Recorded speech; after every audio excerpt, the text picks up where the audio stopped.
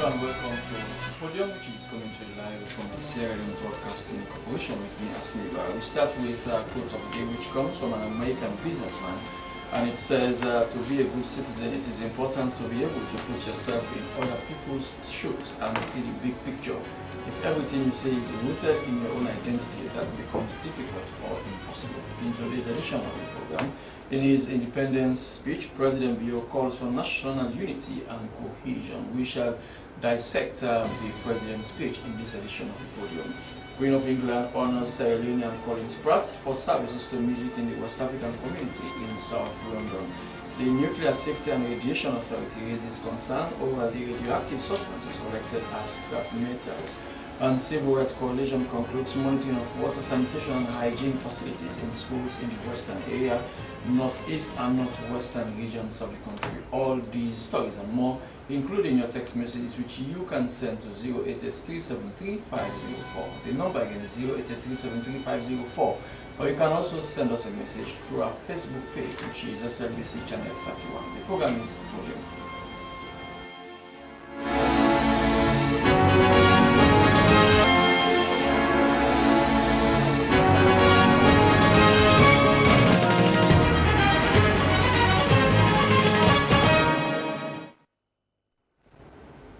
The number to send your message to 088373504. Well, it is traditional for the President of Sierra Leone on Independence Day to address citizens on various issues. Well, this year, President Julius Maada in his independence speech to the nation, recalled the vision and aspiration of the founding father of independence, Miti Magai, who then said the success of the government depended greatly on the active support and assistance of every citizen. Well, he said the aim then and now was to make Sierra Leone a land worth living in and a land worth serving. Well, President Bio stated that corruption, fraud and bad deals have not added value to a determination to build a productive nation. Well, he asked citizens to make solemn pledge to do what they can to make Sierra Leone a land worth living by being nationalistic, corrupt-free, be disciplined and law-abiding. Well, to dissect this speech, to dig more into it, we have in the studio someone from the Strategic Communications Unit in the Ministry of Information and Communications, Imran Sila. Welcome to the program, Imran. Good afternoon. Thank you for having me. The President's speech touched on the core values, the values that have held Sierra Leone as a nation, the values that Sam Milton had when the leaders went to Lancaster House in 1961 to be granted independence. Many said those values have eroded, and the President in his speech did try to wake up those values that held Sierra Leoneans together. Well, yes, I mean, you can categorize his speech into three sections, right? Firstly, he bemoaned the ills that have plagued this society for a very long time. And you just touched on that. And second, he reaffirmed his commitment and his vision, right, towards a new direction, right, in fighting graft, in making sure that we revive the economy, in making sure that law and order becomes something that we need to improve and strengthen, right, in making sure that women's and girls' rights are protected, in making sure that human capital development is anchored, right, on the future development of this country. So, I mean, he was asking every single Sierra Leonean to put their shoulders to the wheel. What he has to do, and which he has shown sufficiently so far, right, is to show political leadership, right, political leadership in the fight against corruption, political leadership in turning the economy around, political leadership in fiscal discipline, which we have seen sufficiently so far, and he's asking that, well, I'm leading by example. Right, I dare you to do your own bit in making sure that we change the narrative of Sierra Leone, and I think that's the right way to go. I mean, don't forget that before the independence celebrations, well, if that's what you want to call it, he did say there was nothing to celebrate at 58. I mean, and I do agree with His Excellency the President. There's nothing for us to celebrate as Sierra Leoneans. So what we saw on that day was simply an acknowledgement of 58 years of independence, right, from government, an acknowledgement that yes, I mean, it is a day that we have to observe, which was what happened, right, and he carried out his state functions as, I mean, part of the awards that were given out to senior citizens of this country, right? But then he has also set himself a target. So, I mean, did the president's speech deviate from previous speeches delivered by former presidents and former prime ministers? Well, his speech was anchored on the truth. Right? It was the reality. I mean, what are the challenges we face as a nation? How do we move forward? What is there actually to celebrate after 58 years?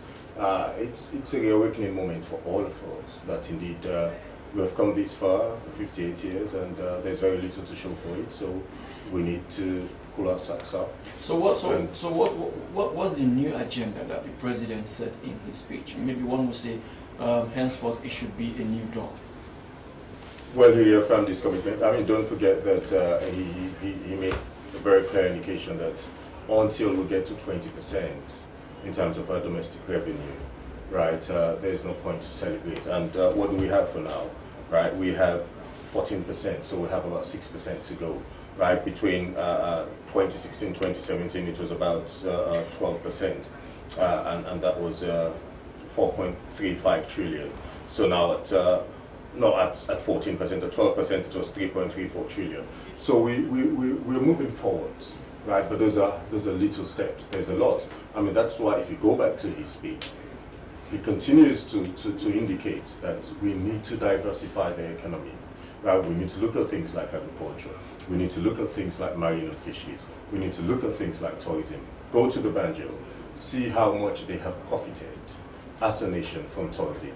That's the way to go. I mean, if we want to diversify the economy, right, but then also expand the revenue base and provide the much needed jobs that Sierra Leoneans need, because government cannot employ everyone. One thing that came out clearly on the president's speech was the issue of the country's mineral wealth, mineral resources, which is endowed with, and the issue of bad deals that governments in Sierra Leone had entered into, and those deals have not landed us the way or the place we wanted us.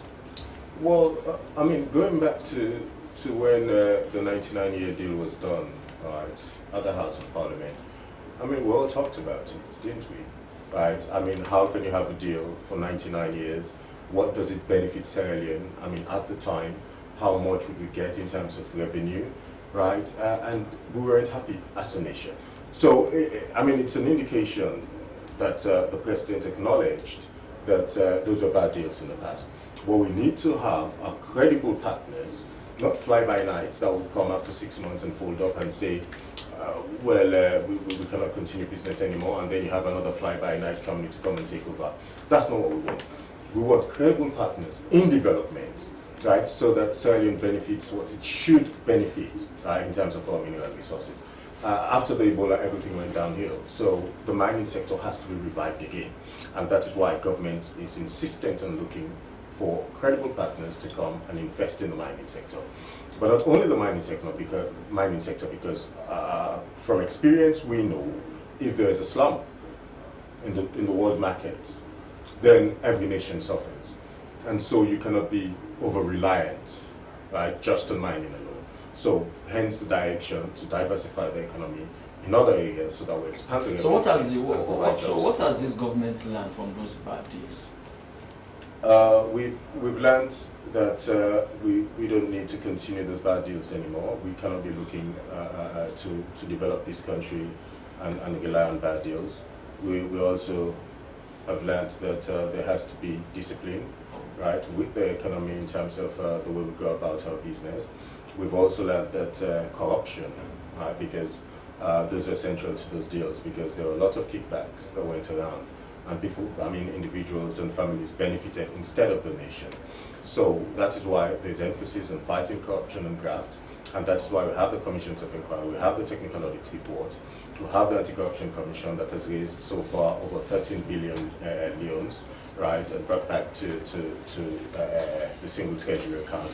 So, I mean, those steps, I mean, if we continue, and I'm sure His Excellency the President is determined, right, to pursue those further and deeper fighting grounds, fiscal discipline, this country should be able to have enough revenue, right, so that we don't go every time hands clapped, begging development partners and donor communities to come and help us, grants and all the rest of it.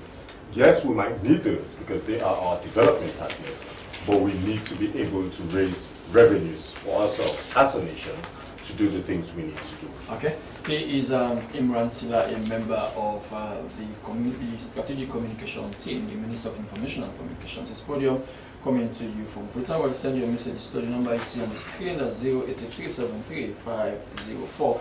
Well, the way and manner young people have been engaged in scrap metal trade is rampant across the country. But as a result of the trend, the Radiation Protection Agency is concerned about some of the radioactive materials. The Nuclear Safety and Radiation Protection Authority was set up to regulate and supervise the sector with the aim to protect people, property and environment against exposure to radiation that may lead to cancer and other related diseases. Well, John Jabati is the Chief Radiation Protection Officer and IAEA National Liaison Officer as well. Welcome to the program, sir. Thank you. Okay, how rampant is this issue of radiation in our society? Well, as my brother was saying, presently there is a lot of increase in mining activities in the country, and when we are talking of radiation sources or radioactive materials, one of the common source of these materials from mining companies, because they have what they call gauges, nuclear gauges used for moisture, for leveling, etc. And these materials are very useful in enhancing their processes, so we cannot do without them. But the other aspect of it is that we need to know that after some time, these sources become less potent, and so there is always need for the companies to change these materials. But then they fail to do what we call safe handling of the materials after their useful life. And the danger with this is that if these materials are just left, especially in like some former mine sites, you know, now we have these scavengers going around looking for these metals. And these materials are incorporated into these gauges. These are heavy metals. And people are looking for weights because that's the way they sell these scrap metals.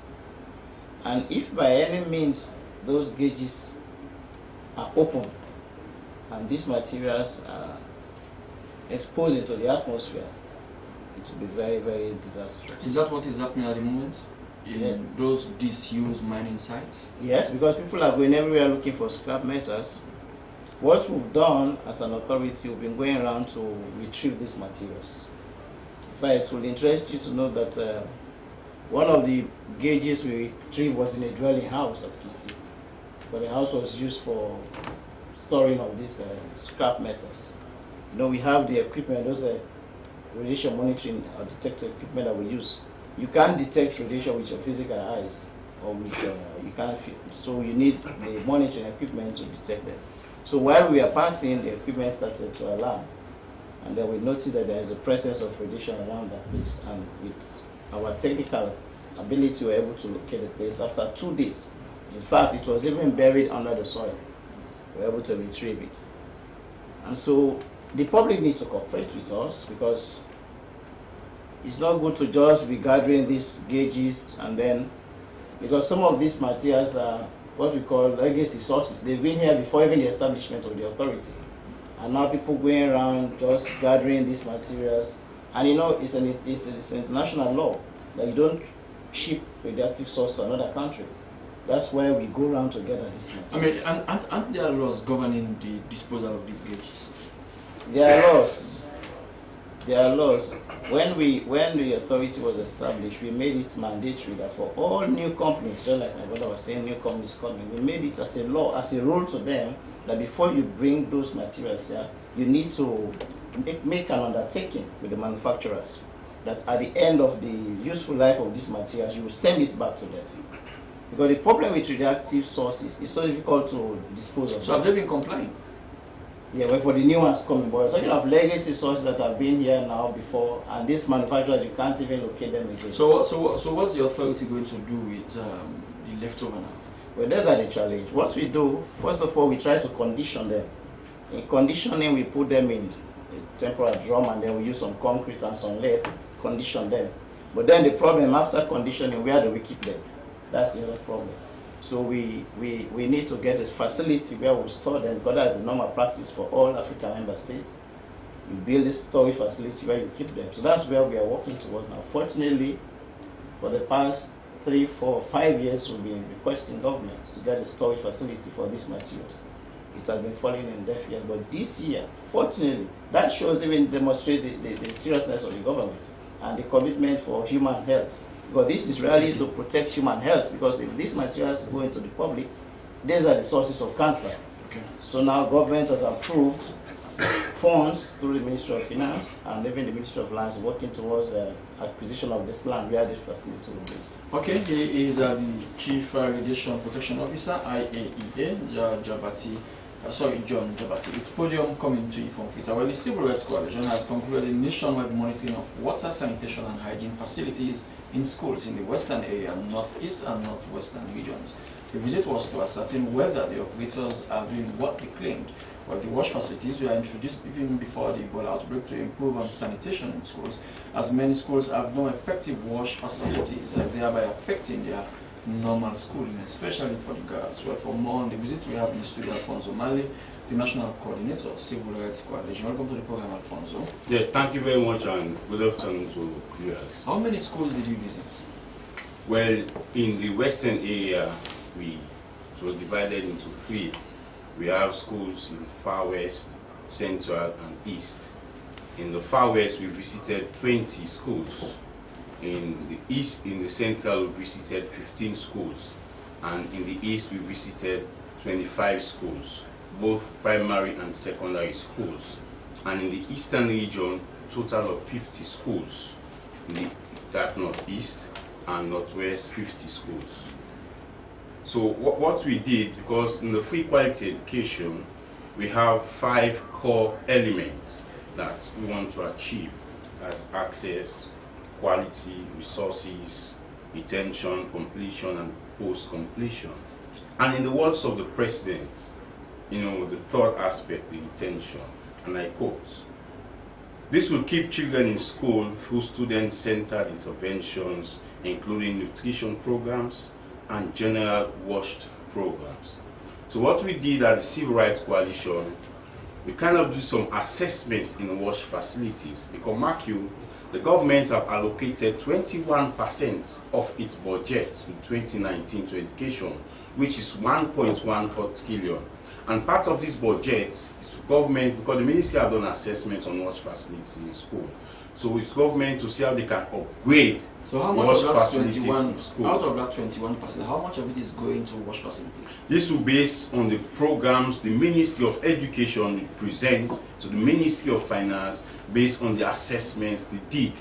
So what we do as an organization working with the ministry is to ensure we do an assessment, because as I'm talking to you, we are almost completing the second quarter. First quarter is from January to March, and second quarter is from April to June. So we are close to May now. So we assess 3 aspects, in the wash facilities: the disposal of waste, water, access to water, and toilet facilities. Let me start with the disposal of waste in schools. What we find out, in most schools, when they clean the school compound, the classes, they do not immediately dispose the waste. It is being kept in the compound. And when His Excellency, had this executive order that every 4th Saturday we have cleaning, they will keep this rubbish in the compound until 1st Saturday of every month. Then they will take it, they will put it in front of the school for the Freetown City Council to take to dump site. And that affects learning. It affects the health The of health, the kids. good. The health, learning, and if education to thrive, we must have the enabling environments that are conducive for our kids to learn. So find out in most schools, they do not have that kind of system. Immediately you clean the classrooms, immediately you clean the compound, you take the waste out of the school. Perhaps you contact clean salon or so. But what we also find out, in budgets of schools, there are no budget line for disposal of waste. It is very key that government should take note of this, because in the aspect of disposing waste, you spend huge money, especially to constantly having clean salon or any coming into the schools on a daily basis to collect this waste, so it will not adversely affect the health of the pupils. So that's one aspect. Secondly, water. You know, after the Ebola, there was a project supported by the donors where they erected tanks in so many schools, in most cases 10,000 litres, because you all know the issue we have with pipe burning water, especially during the day. Most communities here in the Western area pump open in the nights, and the schools run from 8 to 6, so they cannot access pipe burning water. So what they did to erect tanks in those schools. Now, for instance, a school having a population of 1,500 with one tank. After lunch, you need to wash your hands. One tank, 1,500 pupils. You only have 30 minutes for lunch. How can so how is the tank being refilled? How is water being replenished? Well, initially there was an MOU between some schools and the Ministry of Water Resources, but I think over time, you know, those MOU are not really being implemented or really active. So in some schools are only standing there as no, in some schools the principal will make provision either once a month or once every 2 weeks for Guma to fill these tanks. But is that water going to last for 1 month? It will not. This is why we did this, to bring it to the attention of government, so that this allocation being made by the president, this 21%, monies that should implement WASH program, it is very important to enhance the quality in the free education. Because without WASH facilities in schools, the pupils are not comfortable to learn. Thirdly is the aspect of toilet facility. It's appalling. Most schools have what we call pit toilets. I will tell you, immediately you ease yourself, you should go home and take your bath. Or else you go into the classroom, others will be uncomfortable with you. Few schools have flush toilets, and because of water problem, these toilets are permanently closed, because you cannot operate flush toilet without pipe burning running water or constant water system facility in the schools, so they are closed.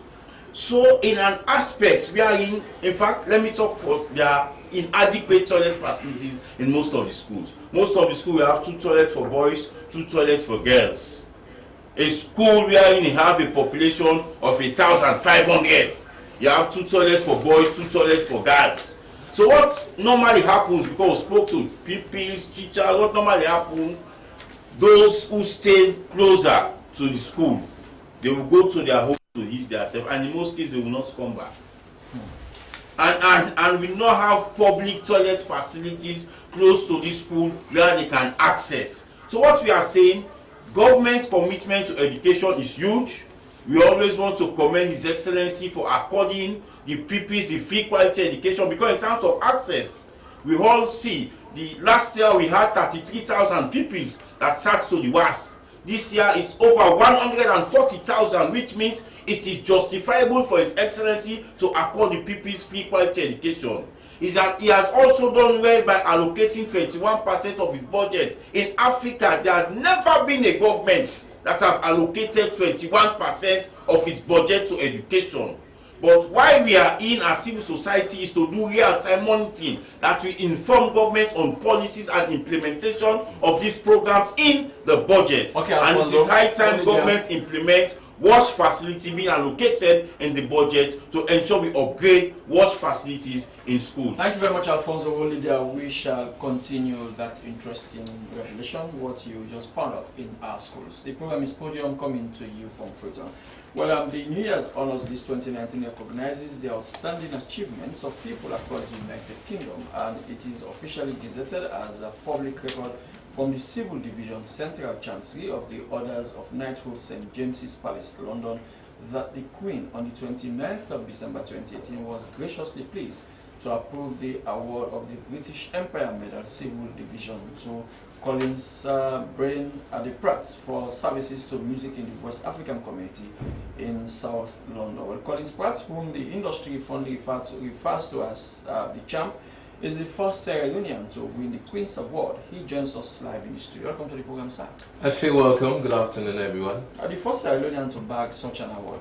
What came to your mind when you realized that you had received such an, or you were about to receive such an award? I was chuffed, but I think that is not strictly true. I think I'm probably the first Sierra Leonean musician. Okay, so first I'm a musician. Okay. I think, so I stand to be corrected, but I believe that is the case. I feel chuffed, I feel proud of my native land. I also feel proud of my family, my friends, and my fans who have supported me over the years. And I stay humble. Well, I mean, what kind of songs did you normally sing for the West Africans in South London that must have reached the ears of the Queen? Okay, I must put clarity to this now because I was actually in Freetown over the New Year, second time on this program, and at that point we had, I wouldn't say crosswise, but we didn't have a clear picture as to why I got the award. It's certainly not, well, we thought, or the society thought it was to do with the fact that I've been singing Sierra Leonean songs. Some people thought, oh, it was because I produced Wilekwi Salon and all these things. But that is not the case because beyond my work as a recording artist, I am an educationist. I teach music and I run a music school and I run community projects. So it's an umbrella of things that I've done that this medal, I brought the medal here to show you good self, has been decorated on me by the Queen. And I'm, like I said before, I really am chuffed. I'm proud of myself and I'm proud and I redirect all the praises to God because I believe that the talent came from Him. And it was a proud moment for Sierra Leone. It was a proud moment for all of us. And yes. How often are Africans normally given such awards? Who am I to say? It's one of these things that you just feel it belongs to the other person and not you. And I think that's why the whole world is rejoicing because you expect, I don't know, some great footballer from somebody else or somebody who's done mesmerizing stuff around the world to get something like this. So it was a surprise, but saying that, people who know me and who know what I do, 90% out of all the people who reached out sent me messages saying, about time. I am not surprised. Well done. You deserve it. Nobody said, really? Everybody felt that I have worked hard, and when you're doing something from the sincerity of your heart, you just do. Others observed, and it took one, I got to understand that it took one Sierra Leonean lady to send forward a recommendation. I think that's how the system works. She sent a recommendation to the cabinet office and they did a research into my life. They spied on me, or more or less monitored my life and my work over 2 years. Without you knowing? I didn't know. I didn't know. Extensive research is done. They look deeply. They interview people who know me. They do character reference and everything else. Now let us look at your contribution in terms of teaching music, especially to, I mean, I'm sure those who have passed through your hands, those who have benefited from your knowledge are not Africans alone. No, certainly not. I have taught all multinationals. It's a teacher's delight when a pupil is successful. And I sit here and I'm proud that some of my students even have masters in music now. Some have their bachelors. I have pianists who are at grade 8. That's a very high standard of playing the piano. I have some who play brass instruments.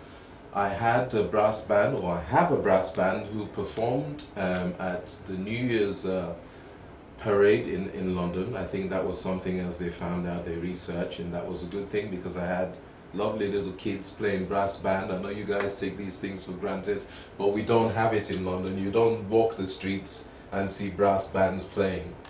So we had this, and somebody was mesmerized out there, and they sent a report on that. Just the fact that involving children, because I believe in early years education, and I feel that especially in my subject area, the earlier you start the child, the better a musician they become. I mean, was music part of something you had always wished to master? It's my okra soup. It's what I know. It's my kitchen. It's my forte. It's my God's given gift. Like many others, it was suppressed when I was living here. When I left Sierra Leone to go to England, I was told forget about music. And indeed, I tried to. But one of the worst things we can do, especially in a day like today, where I think we are more aware of cherishing and really holding on to people's individual talents. I was told to let it go. I tried to let it go. I didn't let it go. I had to study engineering first. And then later on I got my mother's blessing saying, boy, if you want to do your music, carry on. And I tell you what, I haven't looked back since. If I were to live life again, I wouldn't do anything else. Okay. Well, continue to be with us. He's Colin Pratt. The program is Podium, coming to you from Freetown. Send your messages to the number 088373504. 088373504 is the number you can send your text message. So let me come to you again, Imran.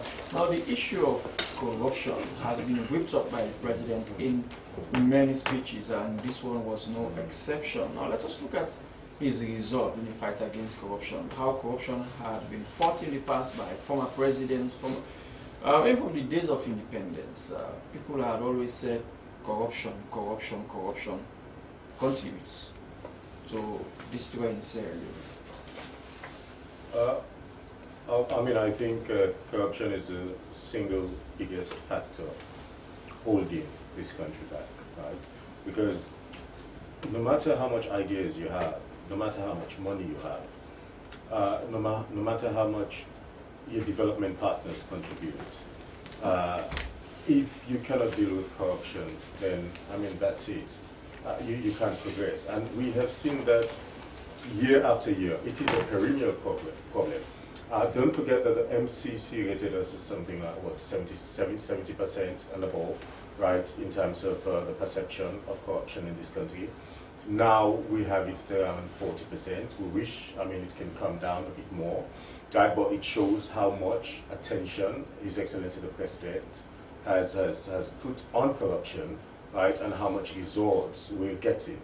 Now, the President did say in his address that there are new laws that would have to go to Parliament, right, to strengthen the ACC, so that people are not only going to be paying back what they stole, right? You can pay back and go to jail. That's where they belong, right, as far as I'm concerned. Because if you want to pilfer state resources, monies that were meant for 7 million people to provide health care, to revive their economy, and yet you hear people saying the ground dry. How the ground not dry? The people that don't chop their money, then I don't benefit them, the family, they send them abroad, where, I mean, you have the poor people continue, right, to remain in abject poverty. So, His Excellency the President is determined to fight corruption, and he understands, and so does everyone who serves in government at the moment. We do understand that if we cannot deal with corruption, then our efforts on human capital development will be futile. If we cannot deal with corruption, our efforts on healthcare, our efforts on reviving the economy, on making sure that we do infrastructure development, not at the cost at which it was done in the previous administration. Take the Singapore Bridge for about 2-point-something million. The previous government had a contract agreement for 18 months for about $4-point-something million. Right? We have been able to do it in 5 months for about $2.4 million. That is what we're talking about, fiscal discipline. But then we also need to fight corruption, and I think the President is determined to lead by example. right, in that regard. Well, let's turn the microphone to our viewers before we go for a break. The first one says President Bio went to witness the Gambia and Equatorial Guinea using state resources to attend. Why can't he fund his own independence celebrations? It says, are we running to governments when governments claimed there was no money? The First Lady went ahead and organized her independence with state funds. Because of those money spent came from state-run institutions. Will the nurses need our PIN code? We have been working for years as volunteers and we risk our lives during the Ebola outbreak. Please consider us. So that says the whole independence has been politicized, where a group inside SLP should overshadow a national event. That was a bad precedent. So it says President Bio did the right thing not to attend that function at the National Stadium. That was a sham. Well, keep sending your messages to the number 088373504. We are going for a short break. After the break, we are back.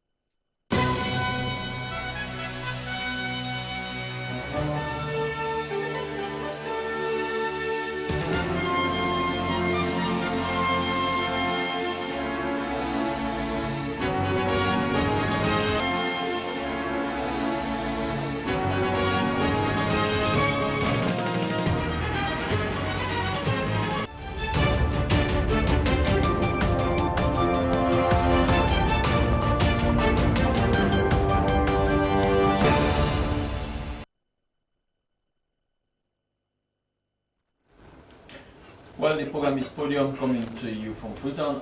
Alphonse, you'll be leaving us short. Before Imran, do you want to respond to those messages in just 1 minute? Let me come to Alphonse. Well, yes. I mean, look, the first question says the President witnessed Gambia and Equatorial Guinea using state resources. It's called diplomatic engagements, right? When you're invited by a head of state for inauguration, like we do, and we get them to come over. I mean, it has to be done at the expense of the state. You look after them until they return, right? And I mean, I don't think money was spent. I mean, you obviously need to find your way to go when you're invited, right? But then the host country looks after you as head of state and your delegation until you come back. And usually it doesn't last for more than 2 days. So you're there just for the official ceremony and then you depart and come back. So, I mean, it's a non-issue for me. Are we going into government? I mean, most of the questions we're talking about, the First Lady did organize an independence celebration at the National Stadium. And the First Lady has come under a lot of criticism for it. I mean, I don't think so. Let us give the First Lady credit, right? It was an individual effort, right? And she's part of the JMD wing, and they chose to do what they did on Independence Day. I think it was another way to bring Sierra Leoneans together and let us have the atmosphere that we were used to having on Independence Day. His Excellency the President was clear as to what he was going to do on that day. He said it long before that there was nothing to celebrate and he wasn't going to allow state resources to be spent on Independence University. And that was clear. We did see that happening. Okay. Now, and he had no plans to attend anyway. Okay. Yes, Alfonso, now you've raised these shocking revelations, because if you look at, for example, according to you, a school will have up to 1,500 pupils and only 2 or 4 toilets. That's worrisome. Now, having known all these things, have you made them known to the Minister of Education? If yes, what has been the response of the ministry? Well, just before the 2018 elections in 2016, the audited Sierra Leone conducted some kind of research of schools, the management system, school facility. These are not new. But what is more disturbing, we have an increase because of the access of the free quality education So if we have an increase, we must increase in population, and the same infrastructure. In same infrastructure. So for us to ensure learning thrive in an environment that is conducive for our kids, we must ensure we upgrade existing facilities, one of which is wash facilities. Of course, we know the ministry now have the PPP, the Public-Private Partnership Department. For instance, there can be a company that will come in to say, there are an issue, teachers are not going to the provinces to teach, but we are going to construct 8,000 class low-cost housing in the provinces. You know, you'll be paying just 2% of your salary on a monthly basis, so to partner. But for the private people to come in, you must have that system and structures in place. You must ensure you have clear vision. I'll talk to you, the issue of data is a problem in the ministry. If you go to the ministry, you talk to Department A, the number of schools, you have the figure, you go there. So we need that kind of collaborative and cohesive data. So when you go out to those private people, you ask, how many schools do we have? A amount. How many schools we have in Western area? What do you want? We have that kind of data, but the ministry have moved forward to have some kind of the process to have collaborative data. Now, Alphonse, let us look at the effect of the absence of these wash facilities in these schools. Limited wash facilities.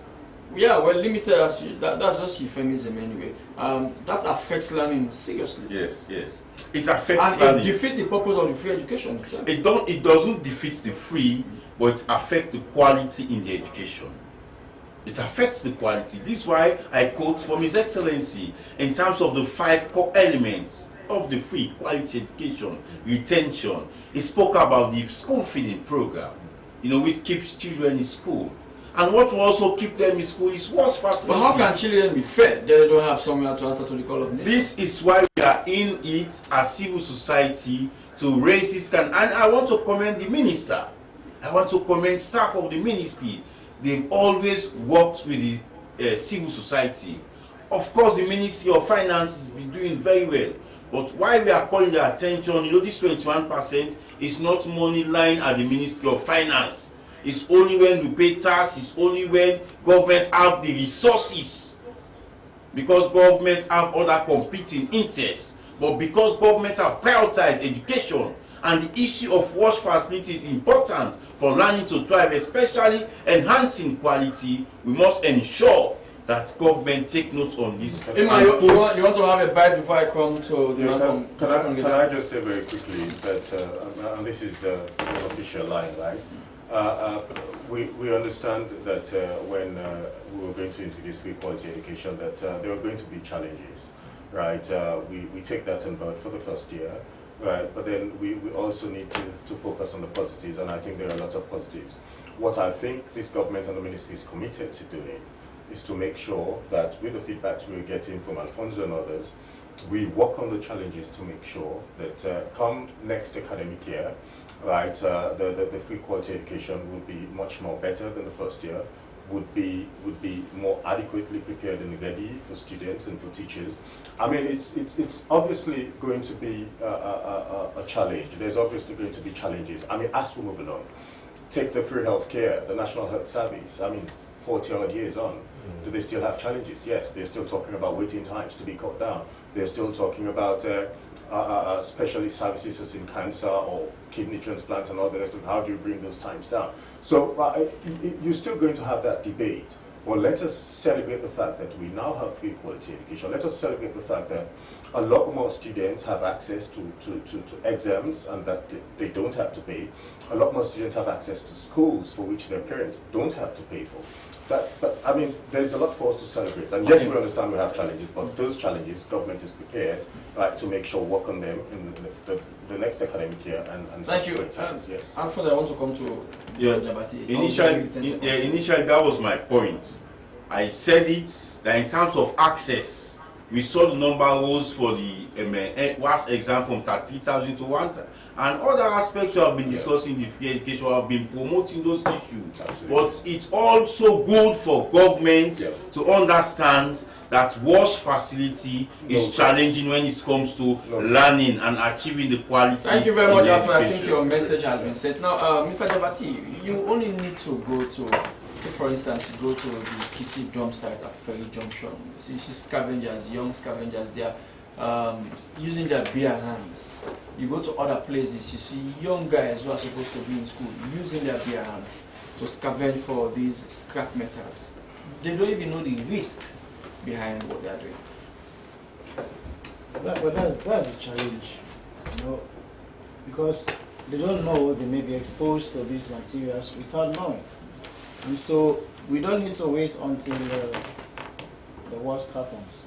That's why we go around, we are gathering these materials, using our equipment. It's all over, not just here, even in the provinces. That's why we are gathering all these materials. And the challenge, as I said, is getting a safe, because like all the ones we've acquired are in our possession, in our office. I know these are radioactive materials, we are also being exposed, but that is what we've signed to do, is our work. So what about the communication companies? For you see masts being erected all over the country now. yes. And masts being erected even in private homes. And you can agree with me that these masts have also radioactive materials. No, well, they have risks, don't they? they are also radiation sources, but they don't have radioactive materials. Don't they? When we talk of radioactive materials, these are different forms of radiation. Radiation itself has two forms. The one that is ionizing and the one that is not ionizing. Which the difference is just in terms of the energy. When you talk of the ionizing radiation, these are high energy radiation that comes from these radioactive materials. The one you are talking of, mobile phones, telephone masts and all the rest, these are non-ionizing. These are low energy radiations.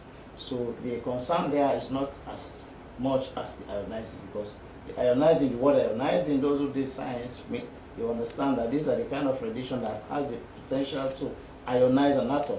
That means remove electron from an atom whenever it interacts with any matter. So those are the ones of concern, the radioactive ones, not the non. What about the importation of second-hand goods into Sierra Leone? That also is a challenge, because, you know, like we are saying, radioactive materials can even lead to contamination. Because radiation itself you have the ones that are particles like alpha, beta, and then you have the ones that are just electromagnetic. Those ones can lead to contamination if it interacts with your food and all the rest. And this food comes from everywhere, like in places in the past where there have been accidents of overexposure, nuclear facilities. Those foods are coming everywhere from the world, so we don't know. That's why in an ideal situation, we need to even monitor the food stuff coming in for radioactive contamination. It's very scary anyway. This program is Podium, coming to you from Now, Colin, do you want to give us an acapella of some of your songs? First of all, I'd like to present once again the medal to Sierra Leone. Okay. Thank you. Let's be proud of this. I'm not wearing a suit today, so I don't want it pinned up, but let's be proud of this, because I share it with the country. I share it with God, who gave talent, because God is jealous, so we should always direct praises back to Him. And I'd like to say, if you'd like to learn with me, parents, please bring your children to me. I have what we call transitional instruments. This is a 5-year-old can learn from this. It has mechanism like a trombone. See, a little child can learn with this from 5, 6. By the time they're 10, they're already ready for the street to march in the bands. Here's my beautiful darling here, my soprano saxophone, my beautiful instrument, baby version, but it's not a toy. This is very professional in every way. And I'll give you a little blow, but because this is physical, let's do the singing. How are your singing skills, sir?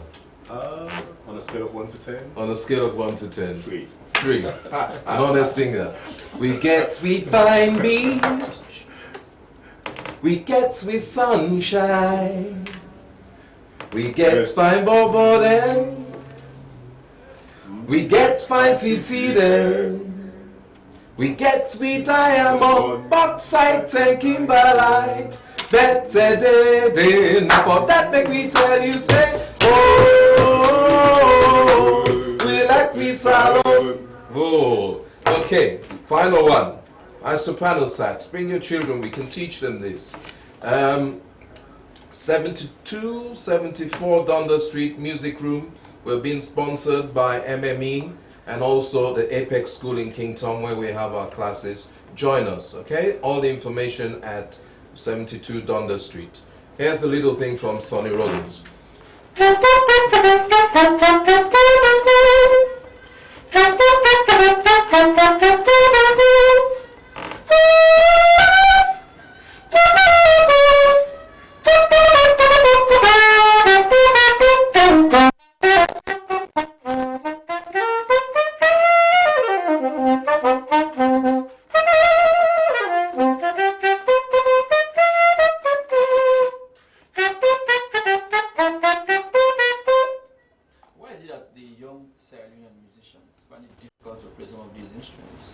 It's the training.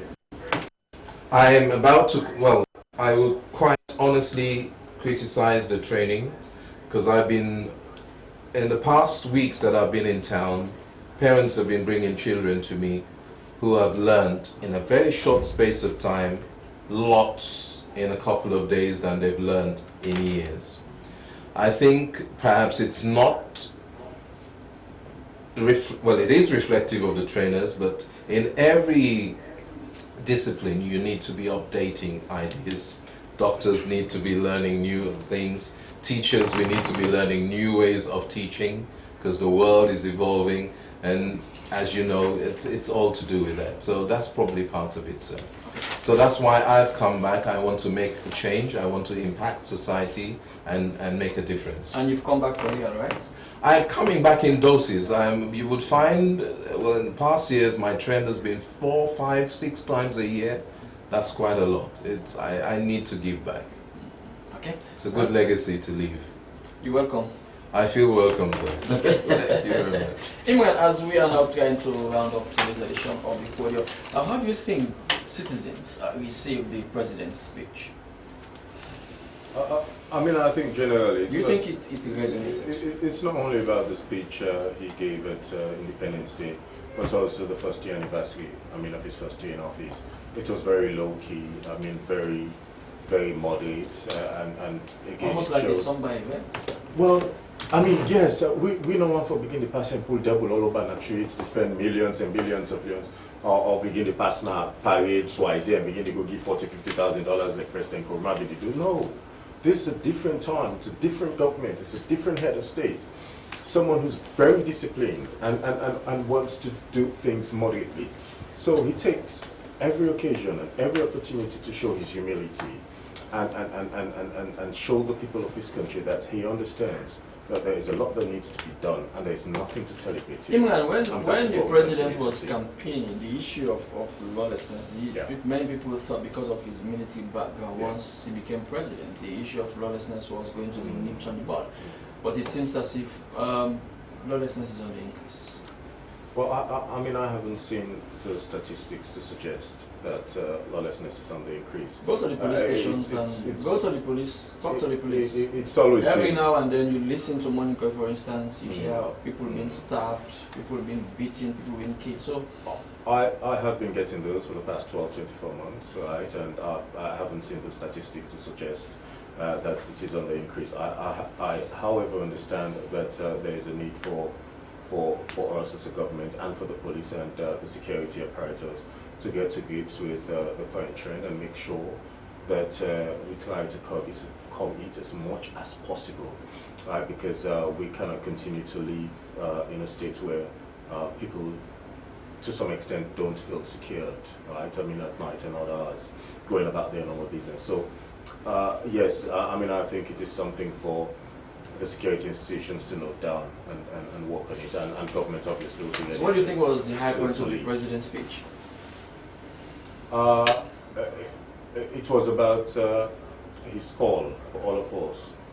Devoid of party political affiliations, devoid of tribe, of region, for us to come together and do the best we can to make sure that we at least try to change the history of Sierra Leone. In a very positive way. Can I just, on a final note, say congratulations to my brother, for the award.